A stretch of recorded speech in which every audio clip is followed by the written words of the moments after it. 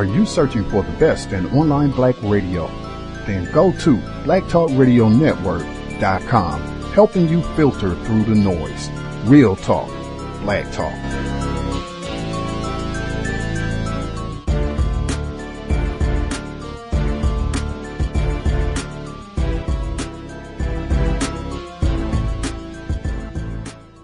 The internet is full of half-truths and all-out lies. We've all seen them, and many people on social media complaining about it. Here's your chance to show and prove. WorldAfropedia.com is a black-owned and operated encyclopedia. There are several thousand articles, but we need help. We can't uncover all the truth ourselves. So please, join us and become a writer, editor, or blogger for WorldAfropedia.com today. Every little bit counts. We owe it to the future generations to put the truth out there. Visit WorldAfropedia.com, the African-centered encyclopedia, a global database of African knowledge for the purpose of bringing about global African wisdom and understanding. WorldAfropedia.com.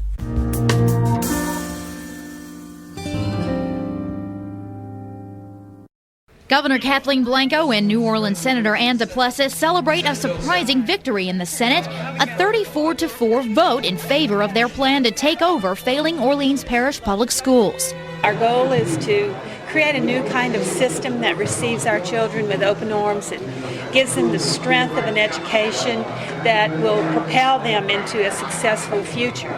The problem with the Orleans Parish School Board before Hurricane Katrina wasn't just that the schools were bad, it's that the school board and the administration was also corrupt. It was dysfunctional in every single way that you could imagine it being dysfunctional. They hadn't been able to produce an accurate financial statement for more than 5 years. They had FBI agents actually stationed at the school system headquarters, which is quite the rarity. But the superintendent had decided that it was so out of control that he was just going to open the doors and let them in, let them have anything they wanted. Not all school buildings were destroyed during Katrina. As families returned to the city, schools started to reopen. But there were many new faces inside those schools. After the storm, all employees of the New Orleans school system, about 7,500 teachers and other staff, were fired. That led to an unprecedented diaspora of school teachers. New research suggests only a small fraction of them came back to teach in the city's schools today. Over the years, white students and teachers fled the public schools, and Walker became a very different place. Public schools became a major employer of the city's growing black middle class. They came to enroll almost entirely black students. But Katrina changed things. There have been significant unintended negative consequences on black educators, especially veteran teachers. Basically, it's harder for them to get a job. As for the impact on students, it's difficult to quantify. Students may benefit from the new energy and ideas, but they've lost teachers who look like them and come from a similar background.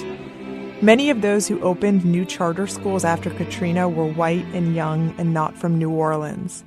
The percentage of black teachers dropped from about 71% in 2005 to just under 50% last year. That's according to Tulane's new data. In Louisiana's state-run Recovery School District, the last 5 remaining traditional public schools will stop operating at the end of this year. And when that happens, the district will become the first all-charter system in the country. Policymakers are watching this closely. While charter school supporters point to better test scores and higher graduation rates, others say this move is fraught with the potential to leave the most vulnerable students behind. So we wanted to hear more about what this means for New Orleans and how it might influence debates about education around the country. But many folks are wondering about the public schools. For the last 10 years, they've been engaged in what some have called the most ambitious experiment ever in public education. And whether or not it's working depends on whom you ask. I do see improvement in the kids and in the schools. Is it working? No. The charter system has done tremendously well for the local kids here. It's working for those people who have their money in their hand in the cookie jar. I think they are better than they were 10 years ago.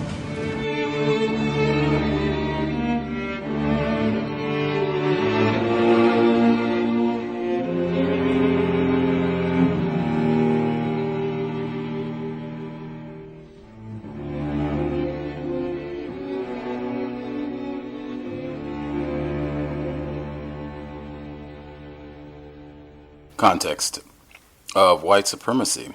Gus T Renegade in for another broadcast, hopefully to share constructive information on the system of white supremacy. Today's date, Tuesday, May 17th, 2016. So I have been told, I think I have said over the years on the program, generally we do not play music or tunes in the background just to be playing stuff. Even the music that plays on the program has some sort of significance for what is being discussed. That certainly would be the case with what you heard in the introduction. A lot of different clips talking about the school situation in New Orleans. The background music, New Orleans native Terrence Blanchard. Apropos for the discussion this evening, that track is called Nazis Pay Too Well. I think here at this program, we have done signature work on what happened in New Orleans, Louisiana, Katrina, really to some degree before Katrina, and then afterwards with the levee failure and just disastrous consequences for black people, black citizens in all areas of people activity. If you go back in the archives, you'll hear Gary Rivlin, his visit to the program, as well as our book study session on his book, Katrina After the Flood. June Cross, the documentary that she did with PBS, The Old Man in the Storm, on the Getridge family, which is just phenomenal piece of material I would encourage folks to check out. Black Rage in New Orleans, Dr. Leonard Moore's book, A.C. Thompson, White Vigilante Terrorism in New Orleans, which was grossly underreported, where you had white people, including enforcement officials, who were just killing black people.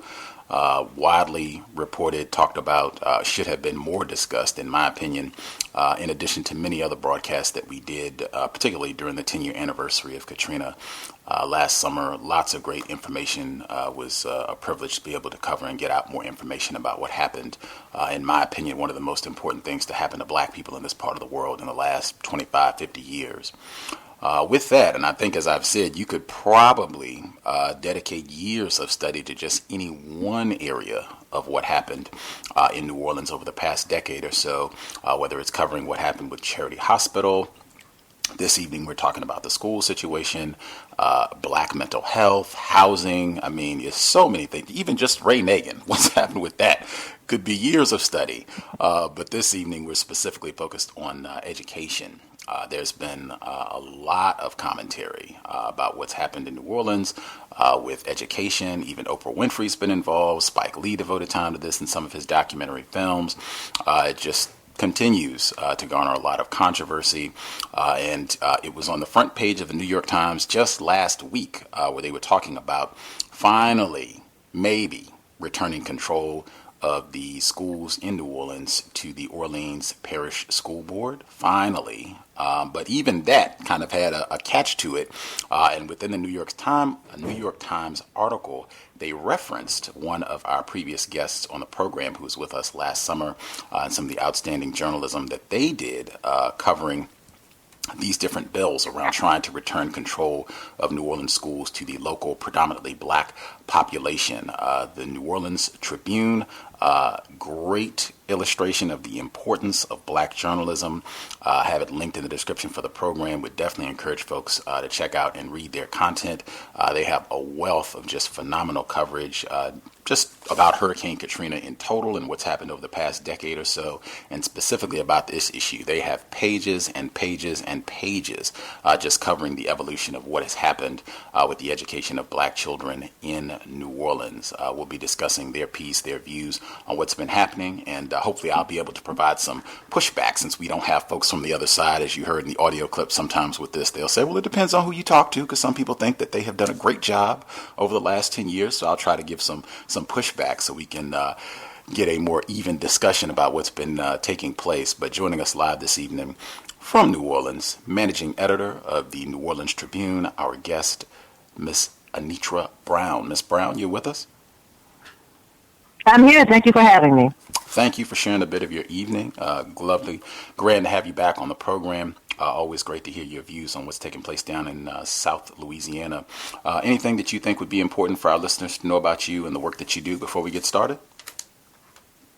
I am the editor of the New Orleans Tribune. I've been with the Tribune for now 12 years, and just really committed to sharing information for our readers in a way that they're not going to find anywhere else. That's what we do, and that's why we do it. So I'm just happy to share what I know with your listeners as well.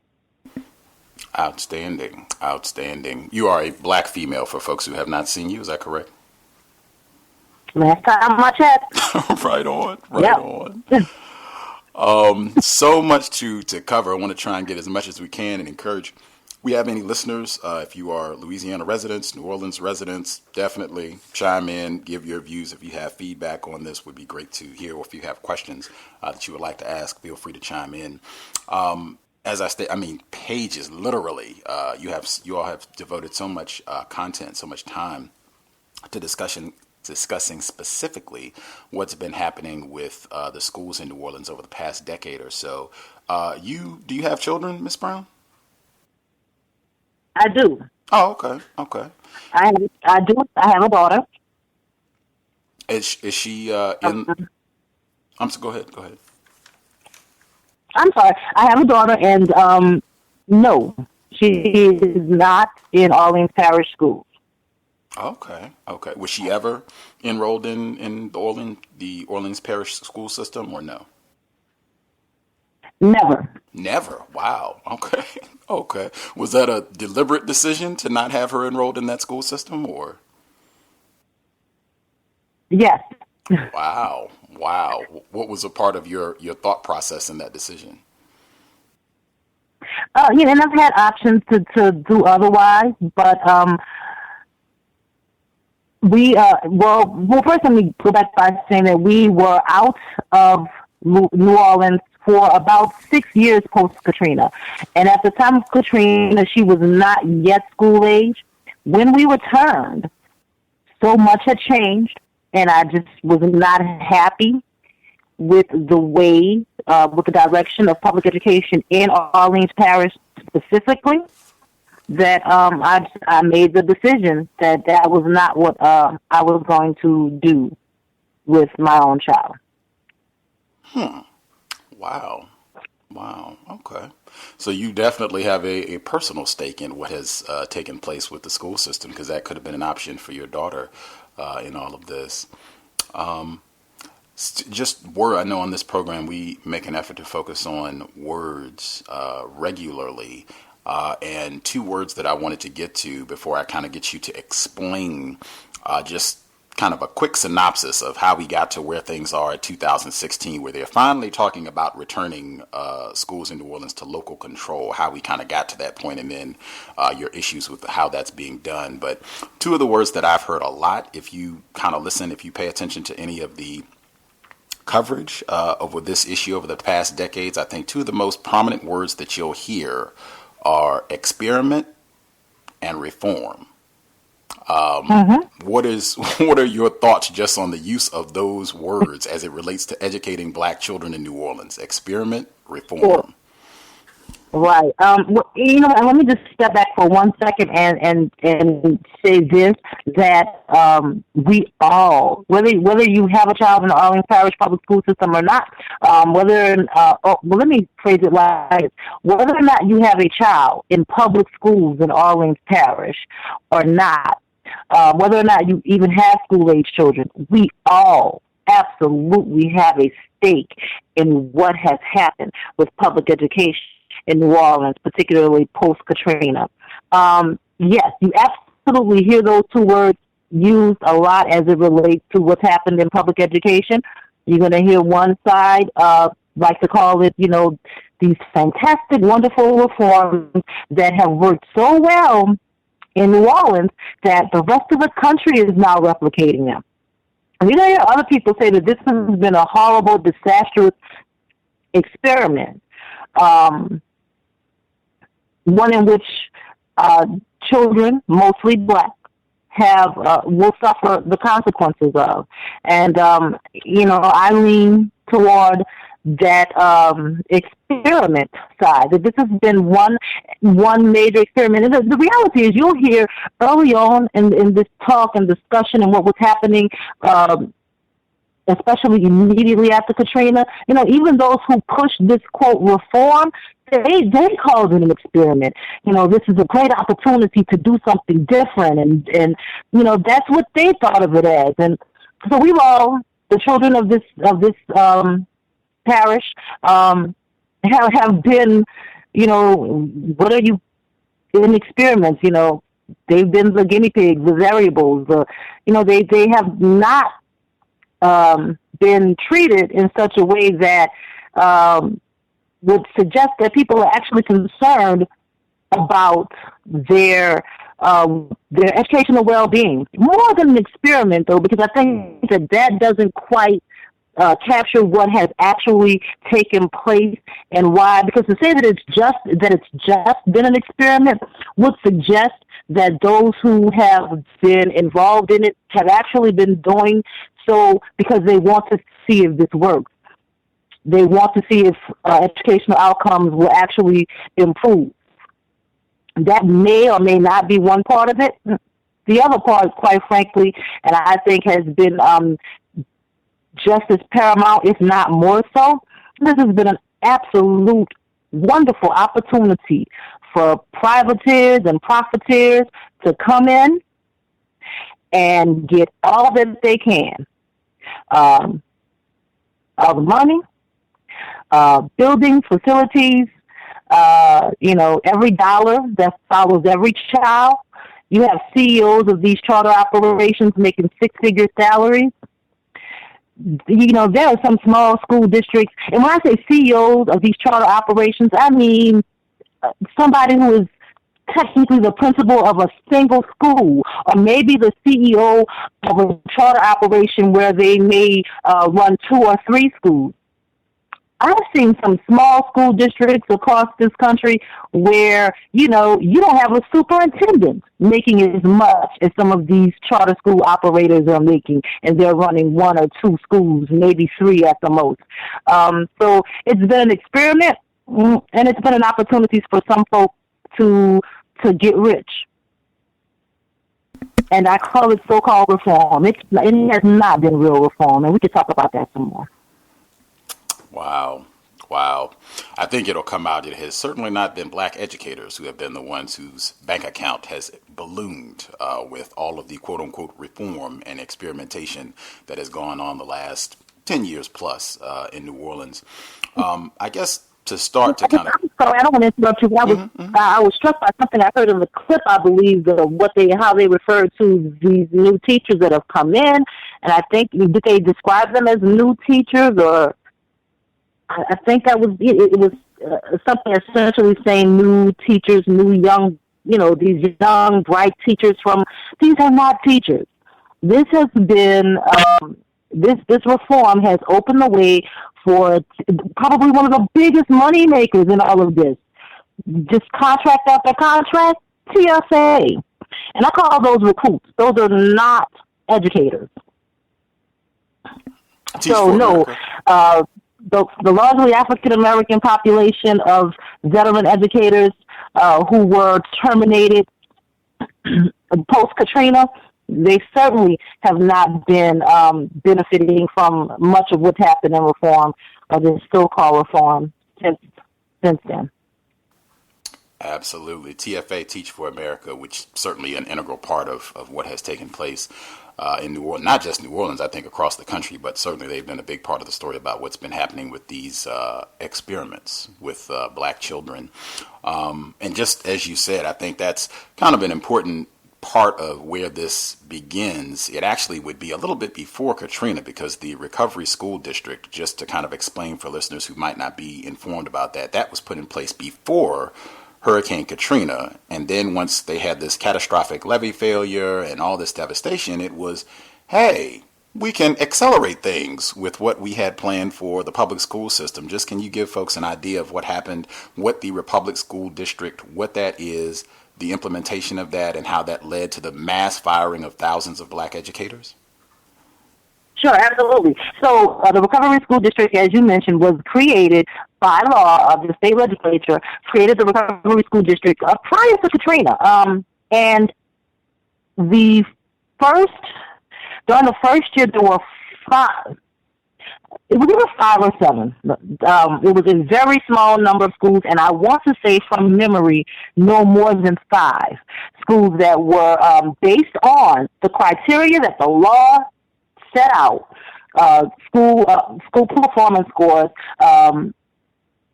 Based on that criteria, there were only 5 schools in Orleans Parish that were deemed failures and taken over by the Recovery School District. Katrina happened, and you're right, that's exactly what happened. Those who wanted to see this thing happen, this experiment happen in New Orleans, decided this is a great opportunity for us to come in and accelerate this thing. And so what do?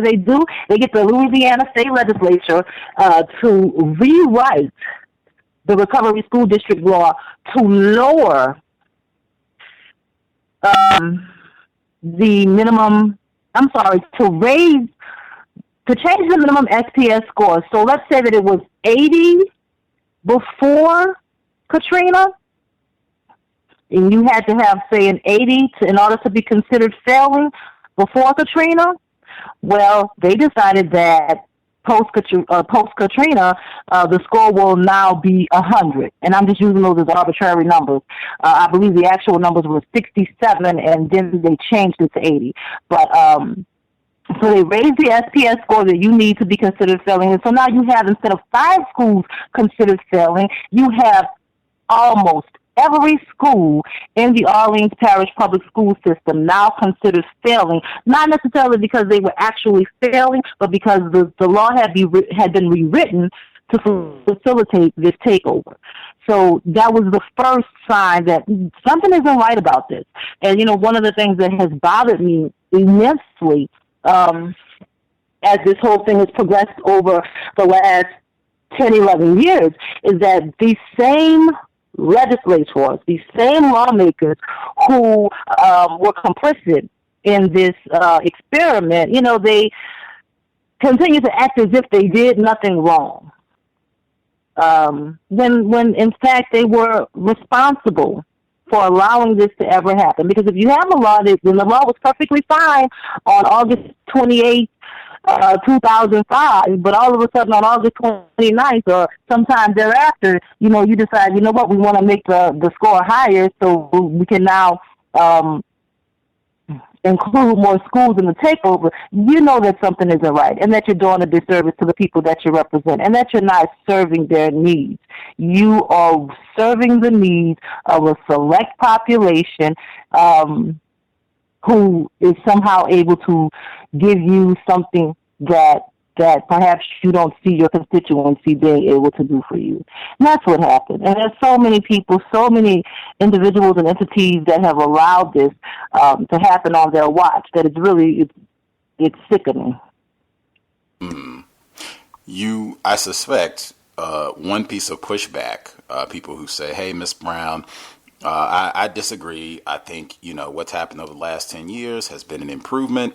I suspect you would have a sizable chunk of folks who would say, let's be truthful. New Orleans schools were horrendous. Before Hurricane Katrina, nobody would say that you all had the best model of educating children prior to Katrina.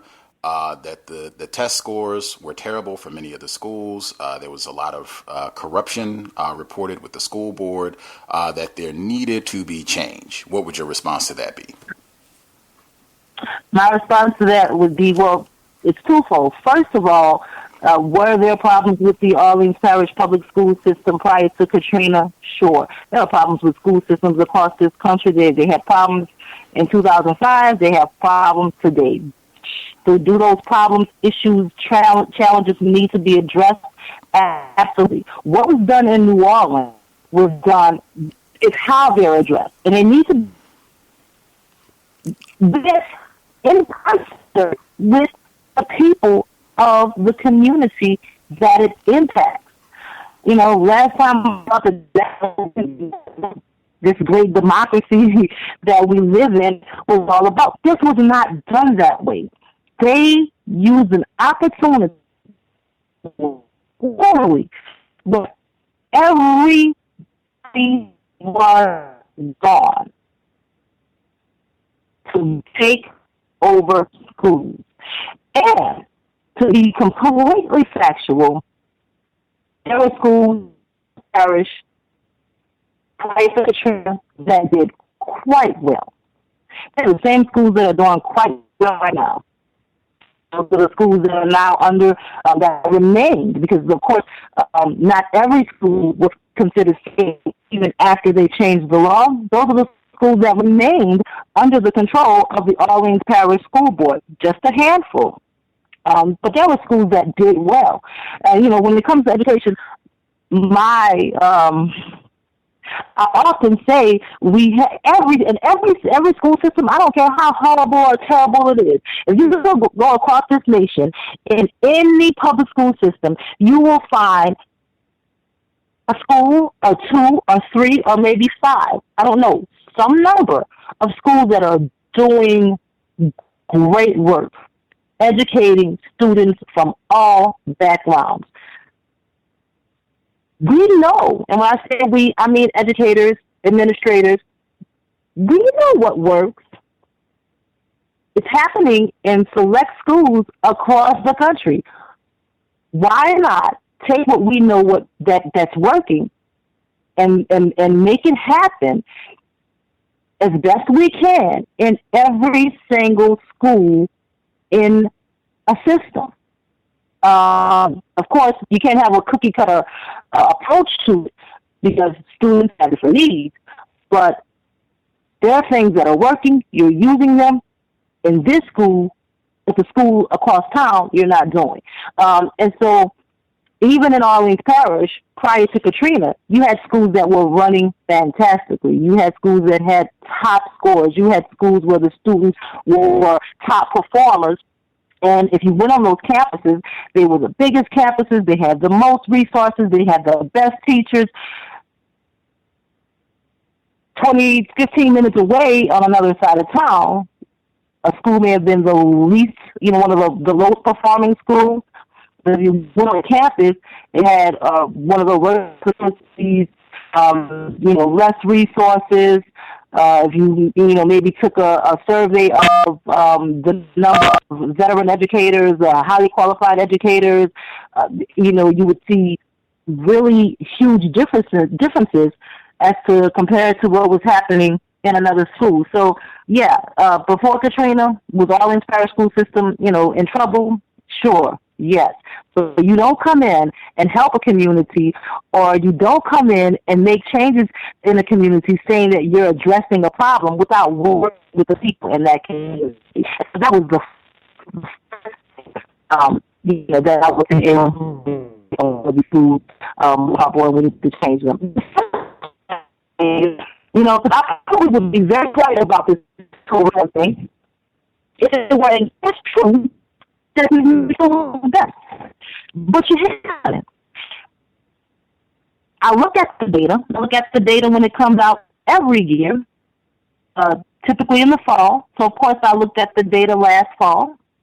SPS scores, school performance scores, the same criteria that you use to take schools away. I like to say hijack, steal. That's what they did. The same criteria that you use to steal these schools away from the students, parents, taxpayers, and voters of Orleans Parish. When you look at these SPS scores that schools under the Recovery School District now have, you will see that those scores are, in many cases, no better than the ones that schools had before Katrina. In fact, because the state legislature has allowed the Board of Education to play with numbers and decide this year this is going to be a failing score, but maybe 2 years from now we're going to lower the SPS again, so now this isn't a failing score. You have situations where schools that are now considered B schools, meaning, high-performing schools, have SPS scores lower. Taken over. So I'm not a statistician, but I do know some basic math. And if you took over a school 10, 11 years ago because it had an 79 SPS score, but now in 2016, you're telling me a 79 SPS score is actually a B. I'm saying you're trying to pull one over on me. I'm not buying it. So the ones who want to talk about, oh, they were horrible and now it's so much better, no, they can miss me with that. Wow. One of the important points I would make sure I get in, I want to read one of the a paragraph from one of the articles that you all have at the New Orleans Tribune. But one of the important pieces, I think, also is that these changes in November 2005 with the firing of the teachers and then the changing of the school performance scores and saying, hey, we're going to shift things around with this school recovery school district. A lot of this stuff was done when the city of New Orleans was almost emptied in terms of the actual population. People remember when we talked about all that, a lot of people had a long time before they could return to New Orleans. You had a lot of military personnel where you were not allowed to come back into the city for a long time. We talked about the implications of this with regards to voting and a lot of other really important things where a lot of these changes are happening when people are struggling. They're even struggling to find their children, to find other family members, their property. Is my house still intact? You got all these things that you're worried about. And they're totally changing how black children are going to be educated in this city. And even just keeping in mind what Jimmy Reese said way back when in the Wall Street Journal, that it seemed like some people already had this in mind, that they were making major changes, that we are not really too concerned with black people coming back, period. So whatever, for public housing, public education, that's not really a concern of ours anyway, because we don't intend for you to be here.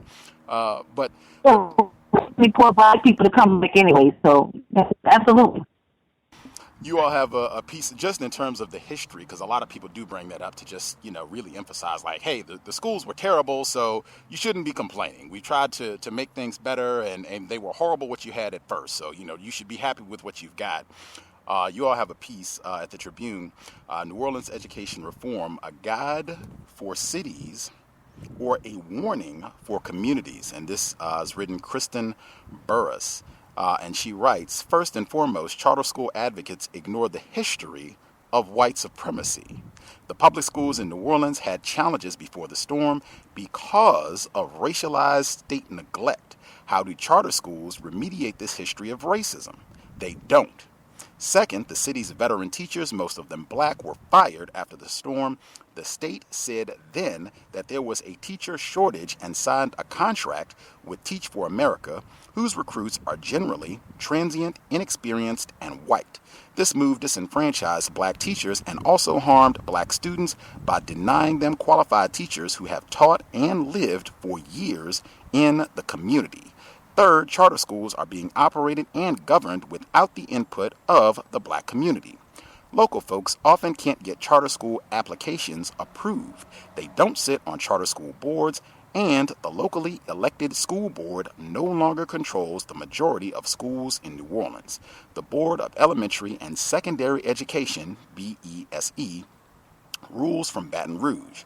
Fourth, master planners placed monies for rebuilding schools in a general fund and did not allocate them in ways that are racially and geographically equitable.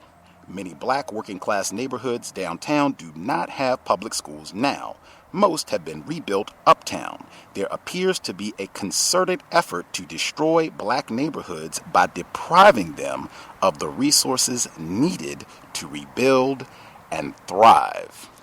Excellent paragraph at the New Orleans Tribune. You can read the whole piece.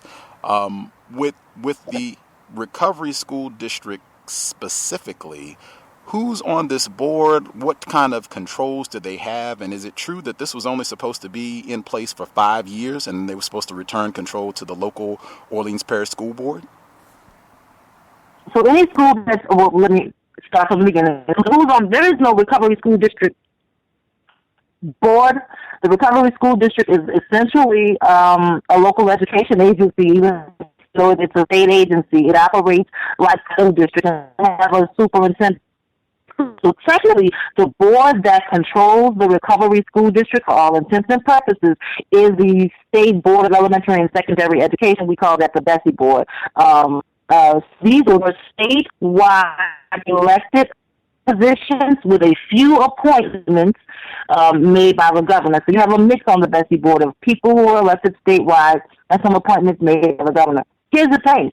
Orleans Parish has essentially one, depending on how you look at it, there's basically there's two seats on the Bessie board where the representative of the board on that particular seat is representing interest in Orleans Parish. One of those seats covers a small portion of Orleans Parish, and then into some other neighboring river parishes. So this is a very small portion of Orleans Parish, and not really the portion of Orleans Parish where a lot of African-American residents live. And then you have one other seat that covers much of Orleans Parish, and again, some neighboring portions of neighboring parishes. But this particular seat does include the vast majority of the parish's African-American residents. So when you think about the Bessie makeup, you have this state board that is essentially the board that regulates the school district, with one person sitting on it that actually represents the interest, meaning or the people of Orleans Parish. But this board pretty much rules the vast majority of schools in Orleans Parish, because the vast majority of schools in Orleans Parish are being operated under the umbrella, let's put it like that, of the Recovery School District. Now, in reality, every last one of these charter operations have their own unelected boards. And this can be a mix of people from the community where the school exists. Some of these boards now, in recent years, some of these boards have started to, maybe put a parent representative on them, but that's not necessarily a criteria for these boards. And a lot of these boards, you'll have a board for a school where the student population, as is the case with most of the schools, is largely African American, and you'll have people on these boards that are these rich white uptown business types, and whose kids have never attended a public school, don't know what the inside of a public school looks like, and they're the people who are serving on these boards. And so any way you look at it, particularly as it relates to the RSD and the charter schools that operate under it, voters have been disenfranchised, taxpayers have been disenfranchised because they have no elected representation, even though these are public schools, this is public funding. So that's, the short answer the long answer to what this makeup looks like. And I also want to clarify, just in case people aren't aware or unclear. So the Orleans Parish School Board, the duly elected body that governs public education in New Orleans, still exists. It operates a handful of schools, about 16, I believe, to the 60, nearly 60 that the RSD operates. So essentially right now you have two local education agencies operating in Orleans Parish. The RSD, which was the takeover agency, and the Orleans Parish School Board. And yes, at the end of the day, what should happen, what was supposed to happen, what was in the law, the original intent of the law that created the Recovery School District, that a school would get taken over if it's considered adult, at which time the Recovery School District would have 5 years to improve that school. That school improves, it goes back to its school board. So we'll go back to the Orleans Parish School Board, and the school did not improve. If the state could not do better in 5 years, then the school would not go back. It would, in fact, be closed with those students who attended that school then being redistricted to better performing schools in Orleans Parish. This is not what has happened. I mean, from the beginning to the end of this thing, the people of New Orleans have been lied to, misled, and duped. And so when it was time, let's say around 2010, when it was time for schools to start going back, you had a state superintendent then by the name of Paul Pastorak, who was with the Bessie board to rewrite the policy to say that these charter boards, these unelected charter boards, get to vote on whether or not the school that they on whose board they serve goes back to the Orleans Parish School Board. And I've always just thought to myself, on what planet, if I'm an unelected board member of a school that now has a multi-million-dollar budget, I'm getting to determine, contracts for this thing or that thing, I'm getting to hire some CEO for $250,000, and so now maybe, they're really beholden to me. Whatever the case is, I have some clout with this position, and I wasn't even elected to it, and now you want me to vote to give it back to the people? Watch me. Not going to happen. And that's what you've had over the last 5 or 6 years. You've had dozens of schools that have been eligible based on, the performance criteria. You've had dozens of schools that have been eligible to return with only 2 electing to do so, and technically 1 actually electing to return because it was eligible to return. You had another that returned because the charter operation changed hands from one charter operator who was operating under the RSD to another that operated under the Orleans Parish School Board, which since everything has happened in terms of this reform, the Orleans Parish School Board now operates several charter schools as well. With some direct run schools also. And so that was really kind of a return by default. It wasn't necessarily that it was a great performing school whose board decided to return. That particular board actually had some issues with the RSD and things that were happening there, and so they decided, let's go with another charter operator who operates under the Orleans Parish School Board. So, and it's been a bunch of lies from beginning to end, because in 5 years, schools that perform well were supposed to go back, and that hasn't happened. But they say it's going to happen now because we have this new, great, fantastic law that the governor just signed to return the schools. Can I tell you about that?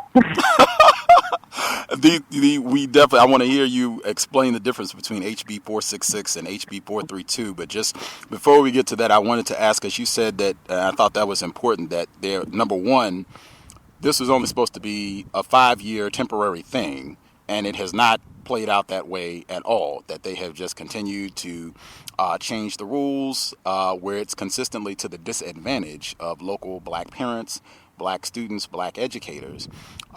You have a piece specifically, and I'm probably going to mispronounce the name of the school, where you're talking about one of the schools that was about to return to the Orleans Parish School Board, but some curious things happened along the way. This is it Langniape Academy? The piece that you have, Langniape Academy, exactly. Yes. Langniape Academy's and Ira Thomas case get the side-eye glance, where you talk about this is one case that kind of shows that things are not on the up and up, that things look especially suspicious about what happened with this particular school and why this one was allowed to return to the Orleans Parish School Board. Can you explain?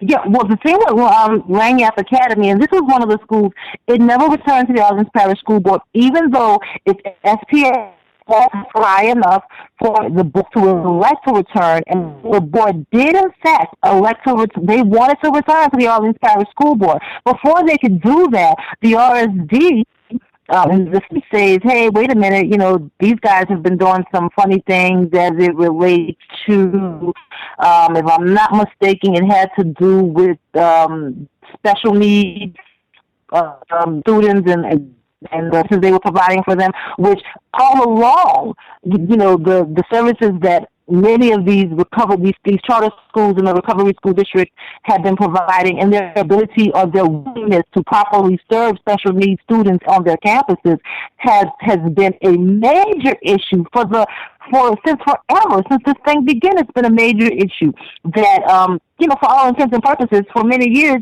was pretty much ignored by the RSD, who we're gonna work on it, but never really did anything.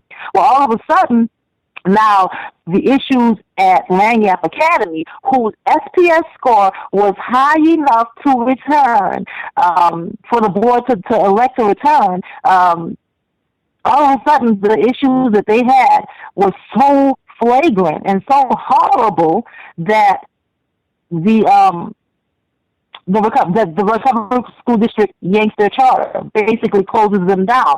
They would rather, and this was about maybe 2 years ago, the short answer to that is they would rather shut a school down at that time than see it return to true local control. Then you had, they got the side-eye glance. I mean, that was basically, and I'm a lady, but that was some BS. That was some BS. Then you had the situation. You have the situation with former school board member Ira Thomas, and I talk about this when I hear people talk about the corruption, it was so corrupt, and people were still money and the ethical cap out there. There has been so much corruption and theft of money in this post-Katrina education reform.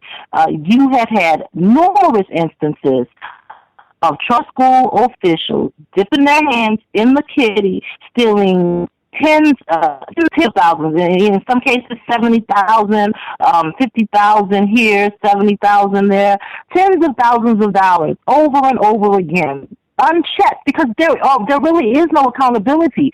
There has been no accountability, so it comes out maybe a year, 2 years later with an audit that, wait a minute, there's $74,000 missing. You've had legislative audits over and over again that have shown that property and money and equipment under the recovery school district in the millions of dollars is unaccounted for. So again, when they start talking about the corruption, the theft, the that existed under the Orleans Parish School System, but they don't want to talk about what has happened under the recovery school district under this reform, that strikes me as disingenuous and just just not being transparent. And you have this situation where quite frankly, I believe, this particular, and let me preface this by saying, I'm not giving any elected official a pass to do anything that's not on the up and up. That's not legal. It was a poor decision and a bad move. But there's a part of me, maybe it's the conspiracy theorist in me, that really feels like, as you had one or two schools, kind of looking and saying, hey, time for us to go back to the Orleans Parish School System. We want local control. We want to be under the duly elected governing body for public education in Orleans Parish. Then all of a sudden you get some guy going into a school board member's office offering a little petty $5,000 bribe. It was just, to me, an opportunity to have an excuse to say, hey, they're not ready to take schools back because of this little $5,000 bribe that this one guy took, when you had all along these charter operators and their employees stealing 10 times, 15 times, 20 times, I promise, it's taking in a bribe. So, yeah, they got the side-eye glance. I've been giving a lot of side-eye glances over the last decade. Somebody used to look at my eyes shut. They stayed looking to the side. Context of White Supremacy. Again, our guest, managing editor, the New Orleans Tribune, Miss Anitra Brown. Specifically, the thing that stood out to me a lot when I read that piece about Mr. Ira Thomas and Lagniappe Academy, is that you emphasize that, and again, not giving a pass to anyone, any elected official. Mr. Ira Thomas is a black male, unless I'm misinformed. I'm not saying that it's acceptable for him to take a bribe or do anything corrupt while he's in office. We should all be doing the correct thing. But it seemed like that they waited, that they had information that he had taken this little $5,000 bribe a long time ago, like a year ago, and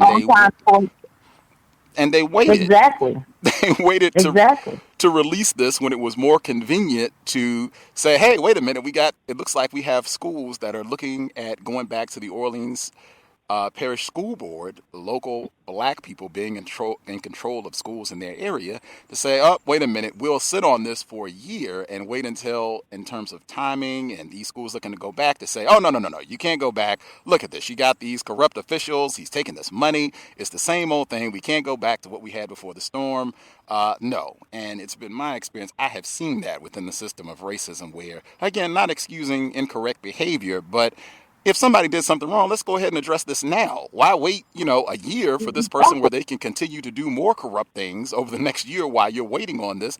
Go ahead and do it immediately, where they will sit so that they can get the biggest bang for their buck to say, hey, this will further, if you remember what the book that we read, Leonita McLean, also a black journalist, where she was talking about, this tends to be a trend within the system of racism where they can set things up to make it look like black people are just totally inept, that you cannot trust black people to do anything. You got Ray Nagin, and you got Kwame Kilpatrick, and you got Ira Thomas, and you got Jesse Jackson Jr., and oh my God, it's just horrible. Just they cannot be in charge of anything. All you can expect is corruption and malfeasance and thieving, and it'll just be terrible, and it'll be our children that are paying the price for all of this. So let's just keep them in the recovery school district for, another 5-10 years or however long it needs to be until black people here shown that they have their act together. I've seen this pattern consistently. I really thought that was extremely important in that piece. Did you want to explain now the new bills that have just come out? There were at least 2 separate ones. So we had House Bill 466 by State Representative Joe Bowie, and then we had House Bill 432 by Karen Carter Peterson, who's a black female as well. The difference between... Go ahead. Right. So it was there was a House bill that it has essentially, at this point it's moved, it's stalled in committee. This House bill, or a similar version of it, was offered last legislative session by State Rep Joe Bowie. And it was real straightforward and simple. You know what? Y'all set a criteria. If schools have made the necessary academic improvements, they go back to the Orleans Parish School Board. That's what you said you were going to do. That's what we're going to do. That's what his bill said. Legislative session, this bill was approved by the House of Representatives, and it ended up, I'm sorry. This bill was approved by the House Education Senate Committee. It made it out of the Senate Committee, but failed on the House floor. And failed on the House floor, but not by a ridiculously astronomical number. I mean, I talked to Representative Bowie shortly after that, and he still was feeling really good about the bill. Of course, its failing was a disappointment, but he had talked to some of his colleagues, he said, looking at, what needs to happen in order to bring this bill back this session and have it go through. Real simple, straightforward bill. You took our schools because you said they were failing.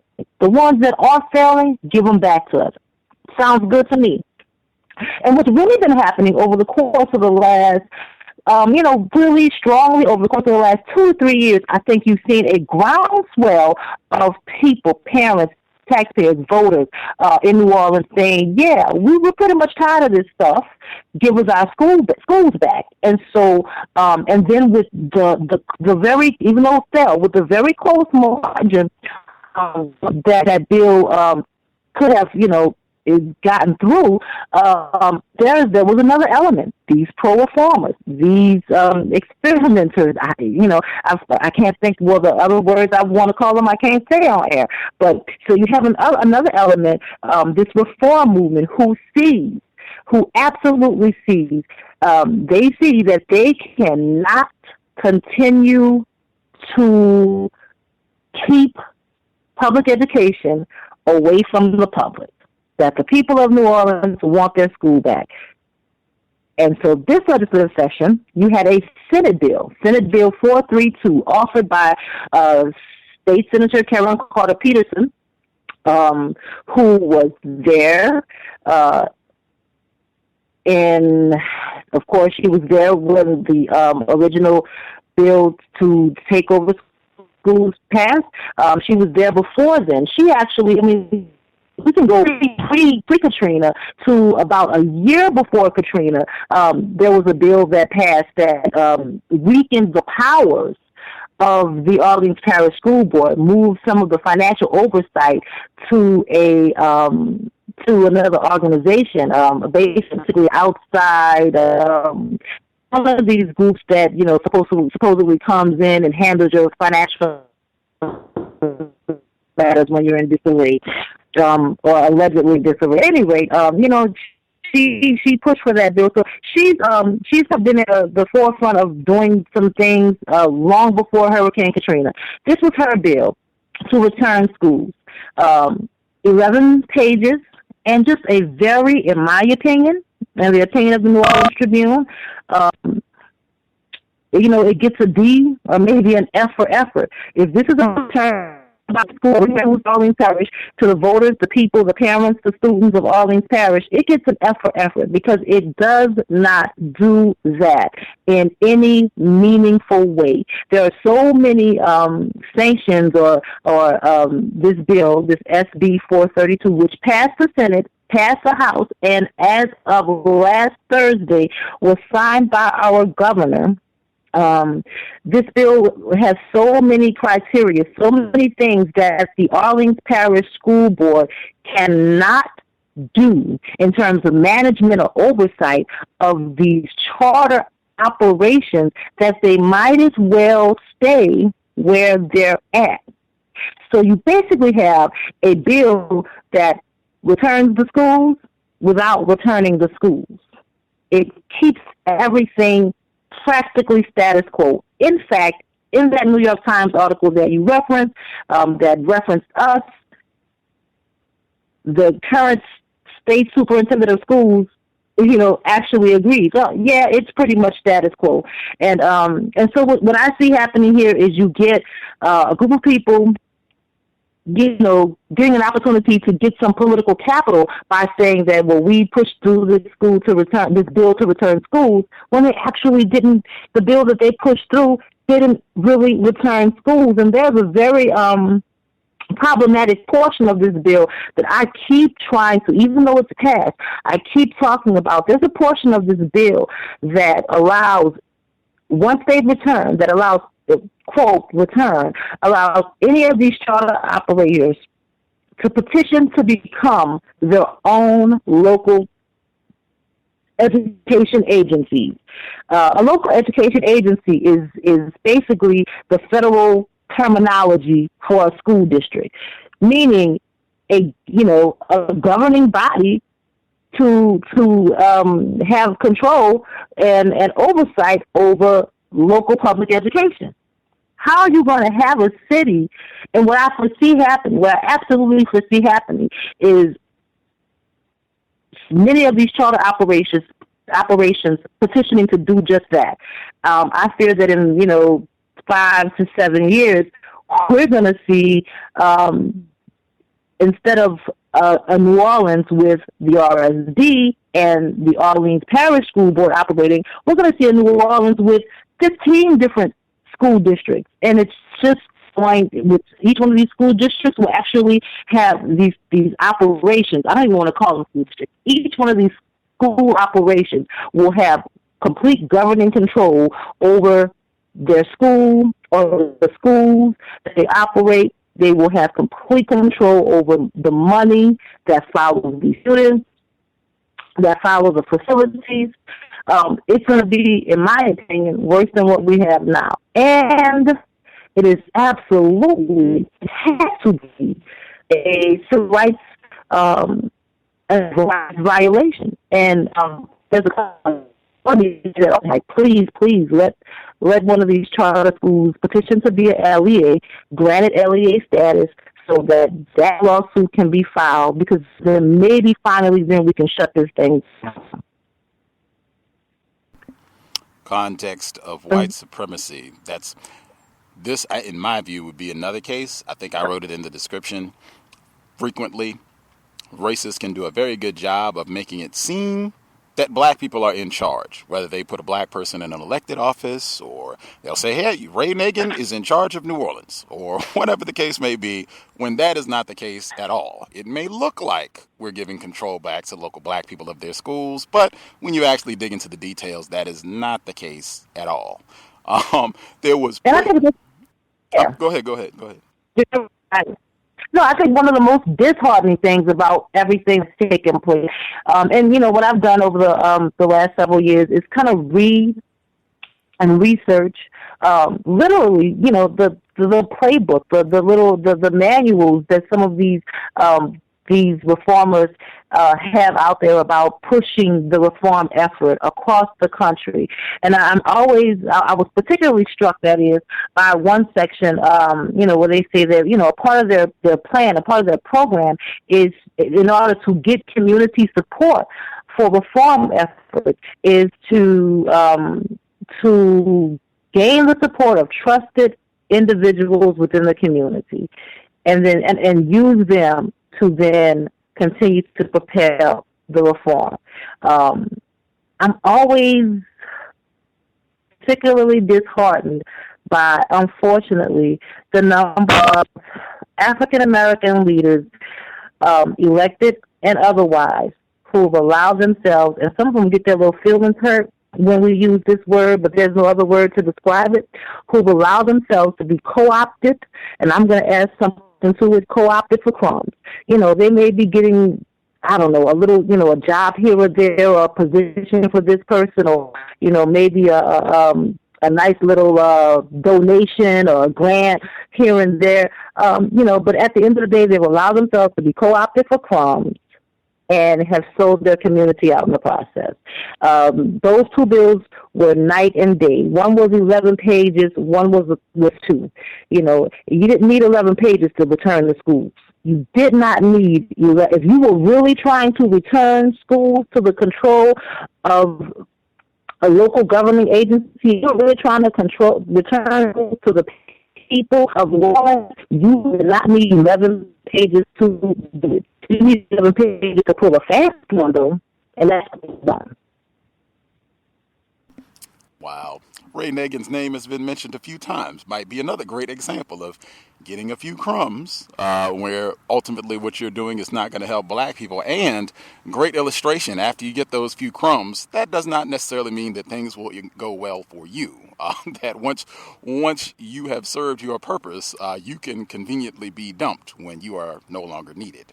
But there was a piece in that New York Times article where they referenced you all, and they in essence said they're absolutely right at the New Orleans Tribune that this is not going to change who's in control of these schools. It's going to preserve things exactly as they are right now.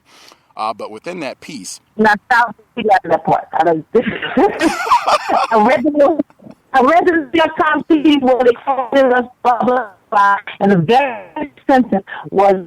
I'm not quoting it verbatim, but it's basically John White, who has been, came from big part of moving this thing forward to the detriment of our community. State Superintendent John White admits that, yes, this bill preserves status quo. I stopped reading. That's when you drop the mic. I mean, what else do you say? What else? Yeah, after the exact sentence, and that's pretty much what he said, preserves the status quo. The paragraph after that, it says, in detailed language, it forbids the local board to interfere with charter schools' autonomy on decisions like whom to hire, what to teach, how to spend their money, and how long to make the school day. Pre-Katrina, those decisions rested, as they do in most school districts, with the elected board, which hires the superintendents who hire the principal. So just giving you an idea of what you will not be able to do. But within that article... Right, you don't know how to spend their money, because then they can't pay CEOs. And it's crazy, because we're not even calling principals anymore at these charter schools. They're now CEOs. And CEOs can make $250,000 a year. But principals aren't going to make $200,000, but CEOs can make $250,000 a year. So no, we're not going to tell them how to spend their money. We can't tell them how to spend their money, because then we won't have six-figure principals. not black principals or black CEOs. I'm not sitting here represent, as I just kind of said. We have not had, and it's always, the other than the only thing that's happened. This as most disheartening is that the children are the ones doing. We're going to have a whole generation of children who are not been in this form. That's the most. This thing is the number of so-called American leaders who allow themselves to be caught for a salary or for a here or there, or the organization a grant foundation. That's probably the second most disheartening thing. And I'm not begrudging anybody for having a job and making a salary, but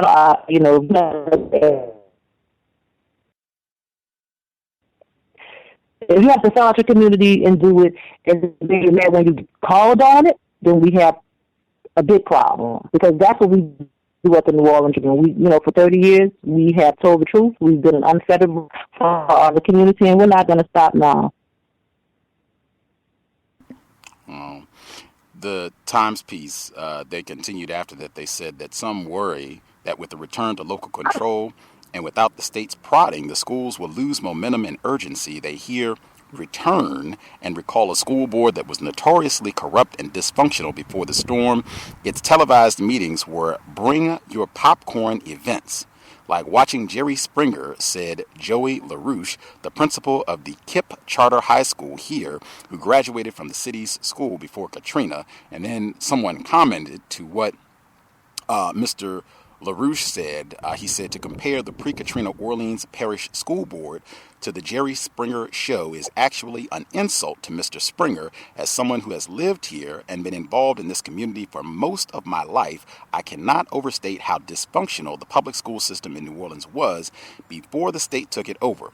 I do not claim to be an expert on public education, but I do know with certainty that what we have now is far superior to what we had then. So there is a great deal of trepidation about restoring control to a local elected school board, and a fear that this is the first step in dismantling the charter school system.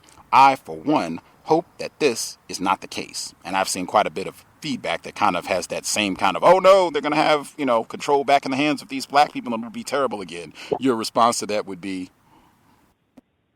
My response to that, well, I have many responses to that. One is that first of all, the current incarnation of the Orleans Parish School Board, while there are, I have some concerns about this being more than I care to see, a full reform board who has gotten a considerable assistance in as it relates to one or more members than I think should be there. Considerable assistance from some of these major entities in this reform in their campaign. So we have a reform-leaning school board that I'm not particularly happy with in terms of some of the membership, but I mean, elected school board, which is what I can say about it's not the same school board that existed pre-Katrina. So, for people to continue to talk about the school board from 10 or 15 years ago, like these are the same individuals, I think are being unfair and disingenuous.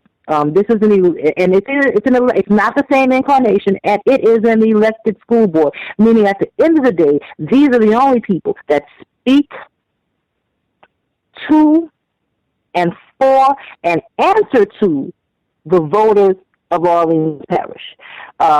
Every last one of these charter operators, particularly the ones who operate under the RSD, have appointed boards that don't have to answer to a soul.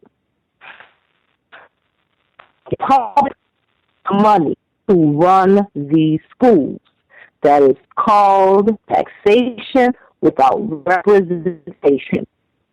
I'm pretty sure the whole war was fought over that in the country. You can't tell me, so they can call it Jerry Springer or not. I will take an elected board of misfits or a board whose meetings, when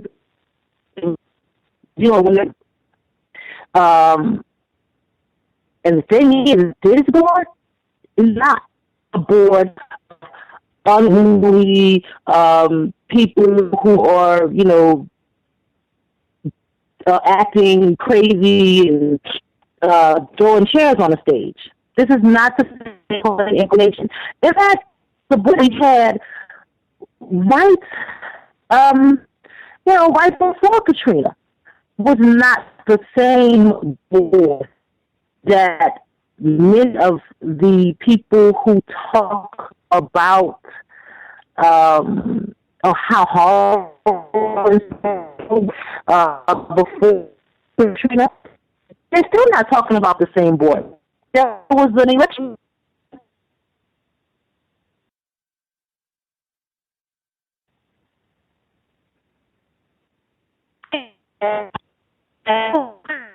That board. If you have reached at 10, 15, 20 years, and okay, yeah, when they talk about things that were wrong with the governing body of Parish, in some cases, like 20 years to come up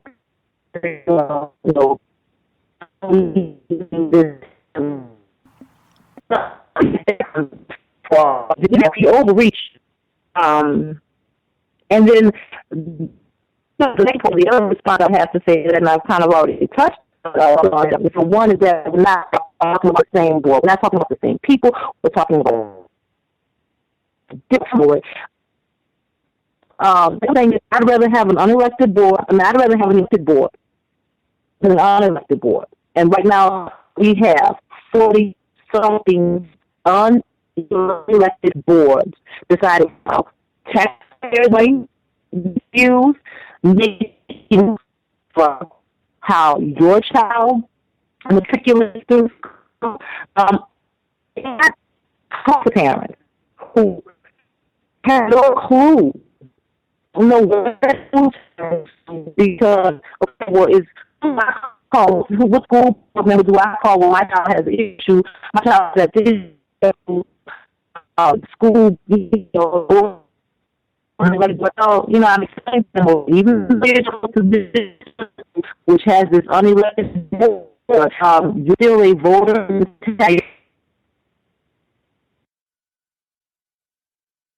Have some ability to talk to the school board member that you elected, but in reality, if that charter operation is running the auspices of the RSD, then in reality, your elected school board member really and that's anti-democracy. I mean, if that's not anti-democracy, I don't know what is. We need to return to democracy. We need to return to the people of this city having a voice in the public education landscape in Orleans Parish. Anyone who does not appreciate the value of that is quite frankly un-American. Context of White Supremacy. I was going to see if we had time to snag a few callers. If you, that's cool. If I don't want to take up your whole evening. If you have commitments or what have you, if you need to go, that's we can move expeditiously to make sure we're not taking up your whole evening. I know you have other things to do as well. If folks have questions, I'm getting us back on for people that are listening online, I'm adding us back in there as well. If people have questions you would like to ask Ms. Brown, feel free to dial in. The number is 641-715-3640, and the code is 564-943 £. Press *6 if you have questions you would like to ask. The number again, 641-715-3640, and the code is 564943#. Press *6 if you have questions. Even though this, this very much is a New Orleans story, what we've been focused on with schools in New Orleans. I think this is extremely important. Just number one, I think, and I was saying this the whole time last year when we were focused on the 10-year anniversary of Katrina. I think this is such an important event, not just with the levee failure and the storm and what have you, but everything that's happened in the city over the past 10 plus years. I think black people should be extremely knowledgeable about what happened to this, because I think it reveals so much about how racism works. But specifically with this school piece, I think this is extremely important, because this is something that I suspect people will be seeing in their area. If you're in Chicago or really anywhere where they have a significant population of black people, this very same thing could be, and in some cases already is, beginning to take place. I think a lot of people were... You don't have to suspend...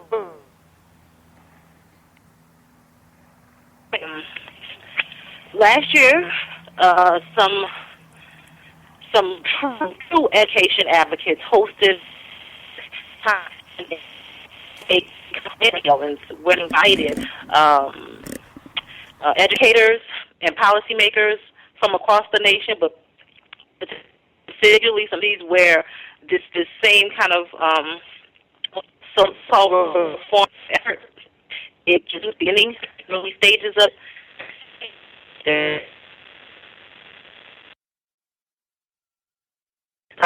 a warning of, this is what we've experienced.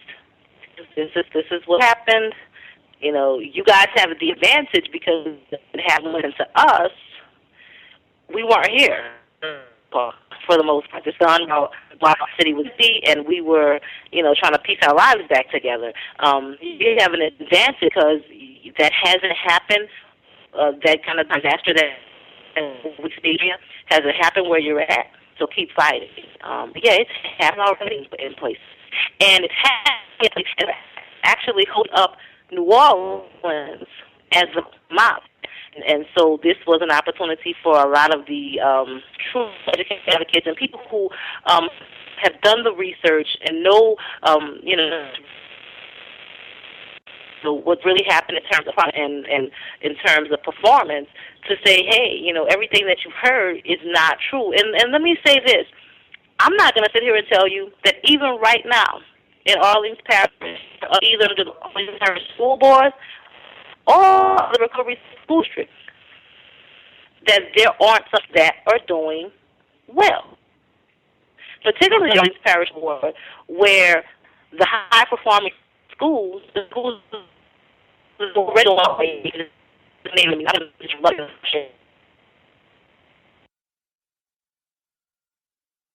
and your schools were already doing great. Still doing great, and that's been one of the kind of the fallacies of this reform, because when they look at the numbers, when the so-called reformers talk about the numbers, they put all of these schools together.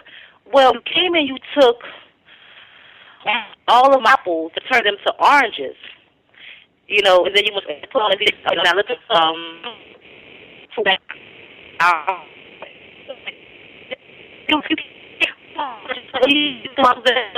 already have like oranges. That's what's happening. You listen to some kind of still happens. You haven't turned these poor performing schools into better performing schools. Are there schools in Orleans that are doing okay? Sure. They could be doing okay under the Orleans Parish School Board. They could be doing okay under the Orleans Parish School Board and the people who decide.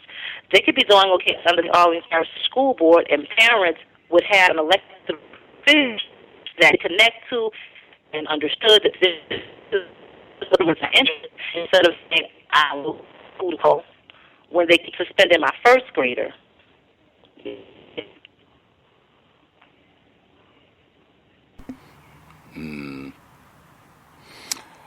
Context of white supremacy, extremely important, and again, that's just my opinion, I think that will probably play out as this moves to other places, as this is touted as, this is going to correct the problems with public education, just more laws, strategies, what have you, that disenfranchise black parents, black educators, so that they don't have a say-so about how things are going to be run. The budget, I think you all have a lot of great articles at the New Orleans Tribune where you don't have any oversight, you don't have anyone who's elected who's responsible to the local citizens, where they can just do whatever they want with the budget. They can do whatever they want in terms of suspension policies, expulsion policies, who's going to be hired, what the curriculum is, just on and on and on and on and on. Where you have no say-so at all. And I think you all had articles that were pretty brazen in terms of them just saying, hey, if you don't like the way that we're doing it, take your child out of school. No problem. You don't have to be here. You can, go pick a different school if you don't like the way that we're doing it, and knowing that, for a lot of parents, it's going to be different, particularly if you're talking about black people who don't have a lot of money, they don't have the resources to just pick any type of school that they want for their child, or a private school or that sort of thing, that it could be a real challenge for parents, black parents, to be able to get quality education for their children in this sort of environment. Not, in my view, not just going to be something that's happening in New Orleans, going to be widespread. It's going to be happening everywhere. And you're right, it is a challenge for parents who are, there are so many different things that you have to understand when you look at this thing in its full context. So in New Orleans, African Americans, disproportionately experience poverty, low wages. I'm making $7.25 an hour cleaning hotel rooms downtown. I have to work 2 jobs to, keep roof over heads. And some of these charter schools, want you to come to school, and I'm in a situation of a typical parent. If I don't come and volunteer 10 hours a semester at school, then you have a problem with me. I can't afford to volunteer in just 10 hours a semester, or 15 hours a semester at your school, after school, because I have to eat. I had her at her wit's end because they literally kept suspending her first grader.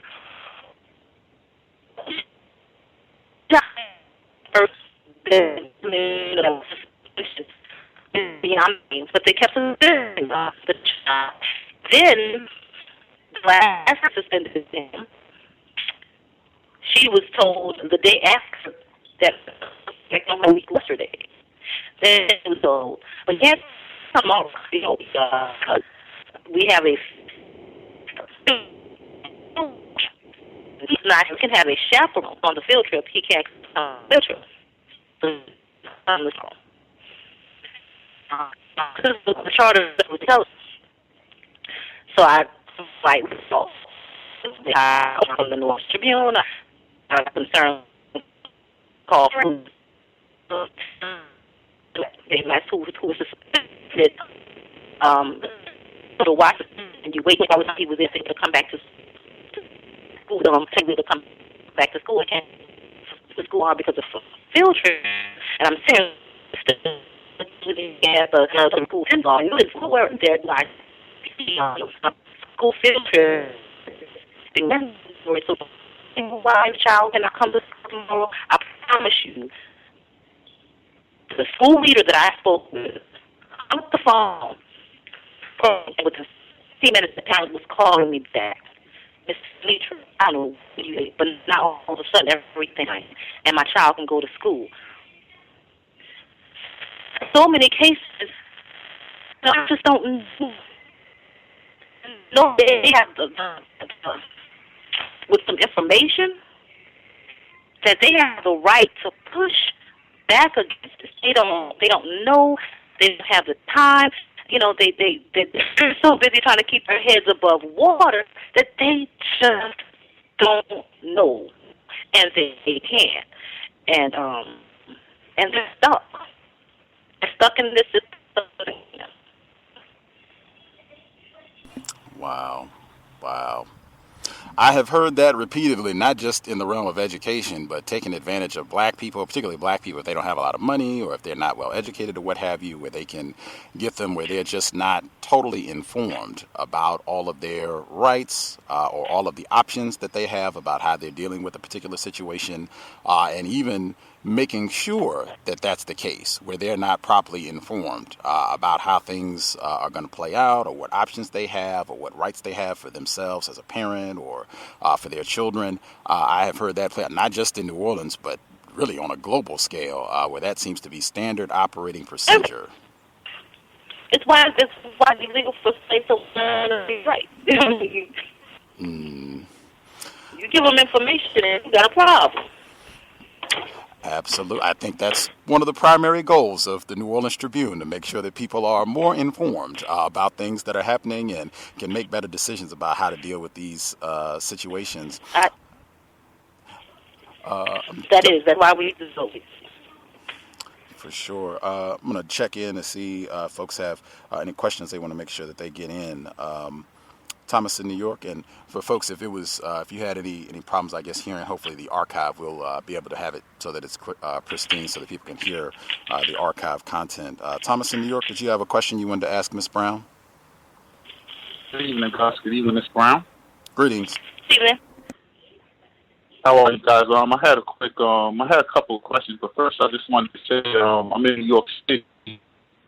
Is the board?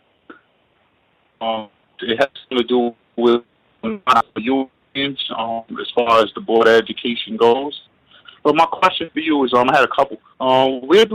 Since Katrina, there's been a much more higher population of white people in New Orleans. What schools are they going to? White kids. Yeah.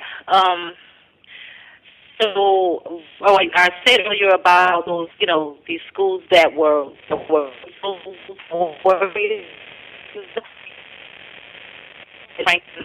not sure.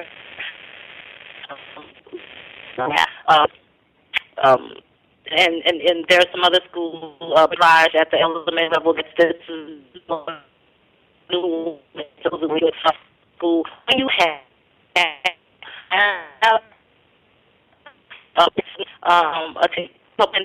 school in Orleans Parish, I can assure you that none of the time they're going to be at one of those schools. Those are the schools they were at before Katrina. We're at the main strand. Which is schools like Lusher and Ben Franklin. Those names mean nothing to you, but those were mad schools prior to the storm, meaning these were schools that captains you have to live in a certain to go to this school.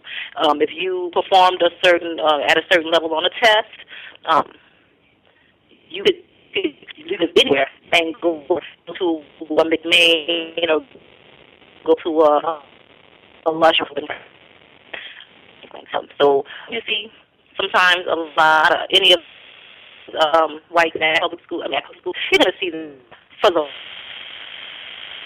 most part one of these ripples. And then there's our charter. There's so many new charters that have opened up that are some of the, I say so many new. There's a couple, handful. There's some of the high ones.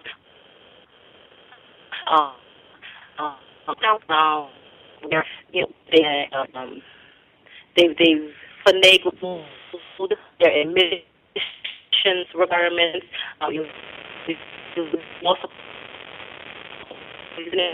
Open there.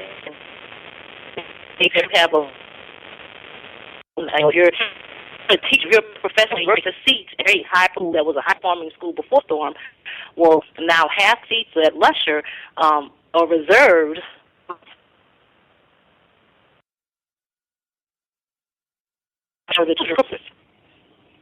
So, they're working out.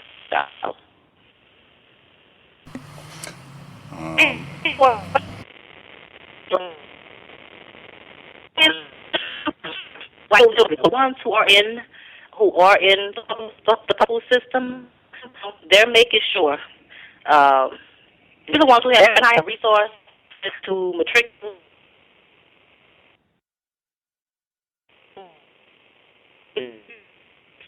They do this, at the French immersion school.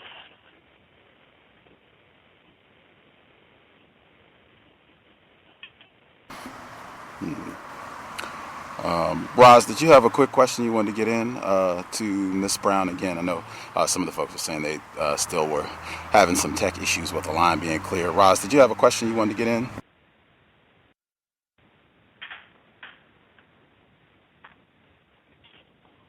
The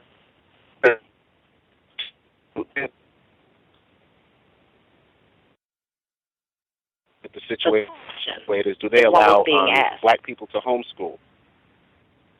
Yeah, you can homeschool. I know a couple of parents who have done it and are doing it. There are definitely opportunities for that. Is the number? Oh, sorry. I don't have any numbers in terms of how many black parents are doing. Okay, that was actually my next question. Would you say that the number of black parents that are choosing to homeschool would you say that it's growing just from what you're seeing yourself? I think anecdotally I can certainly say that it's growing as an option among black parents, absolutely. And they're doing it, what I'm seeing, just anecdotally what I'm seeing, you may not have a parent that's staying at home teaching their child at home per se, but you have sort of these homeschooling, for the lack of a better phrase, cooperatives, where, there may be a parent who's homeschooling and she may be homeschooling her child, but then, has 3 or 4, maybe 5 other kids whose parents are also sending their children to that environment for that homeschooling opportunity. That's what I'm seeing in terms of what's happening.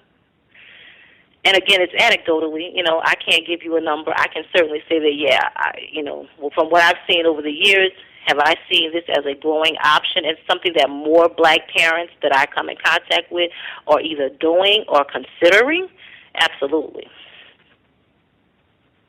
All right, thank you. And it should be an option. Yes, but it can't be in lieu of a true quality, truly public education system. Absolutely, I understand that completely. And my other question was, are there any African-centered schools left in New Orleans, and were there any prior to Katrina, and are there any now? I'm sorry, what was the attributes? African-centered schools? Okay. Like African-centered I schools. can't. I'm sorry if you didn't hear me.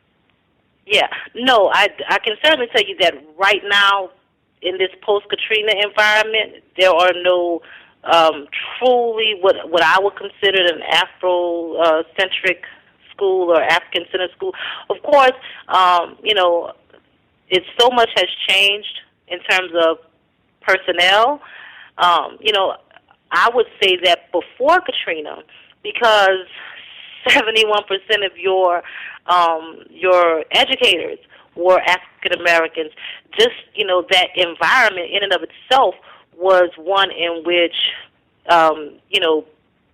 your culture, your experience was understood, celebrated, appreciated, even if the school itself was not considered Afrocentric. You had teachers and other administrators who that you saw that looked like you and, grew up in your neighborhood, and you saw them in the grocery store, and they lived around the corner. And so there was sort of a connection that is lost. I mean, and that's the other, we don't get a chance to talk about that part as much, but that's one of the other casualties of this reform, of this bringing in, these young white and even some young black kids from across the country who have no connection to this community. And I have no problem with young white or young black people wanting to come teach.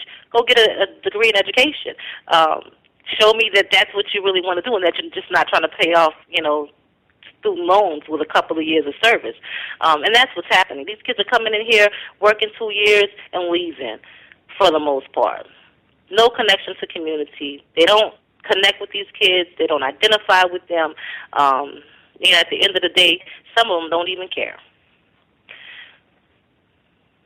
Wow, kind of transient teachers. My last question is, with the situation being what it is and this white invasion of New Orleans as far as the school system, have you seen a spike in racist incidents that are taking place with black students in regards to their dealings with these white teachers? And thank you so much for taking my call, and keep up the great work. I appreciate all that you do.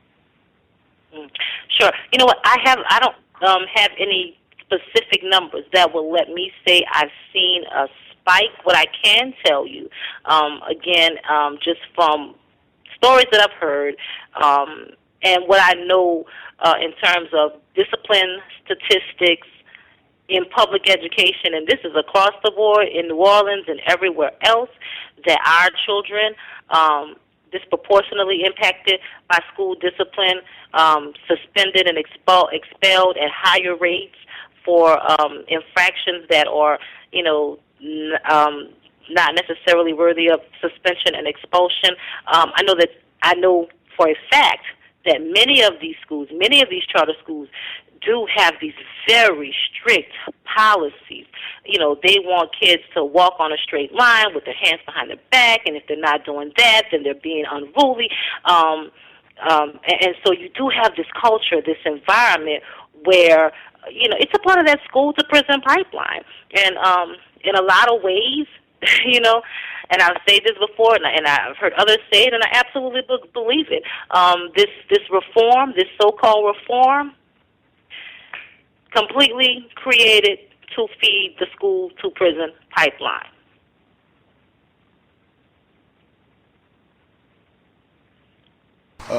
The caller at 5992. Did you have a question for Ms. Brown? Hello, Ms. Brown. Hello, Gus. Hello, everyone. I don't so much have a question. I think you guys pretty much talked about everything, and I certainly do agree with what you said. And but I do want to just add it on when you talked about these teachers, these white teachers in the public school system. 80% of white women, are teachers in the public school system, and they had no real vested interest in the black children. And Ms. Brown, you mentioned the pipeline to prison situation. That's where we see them going.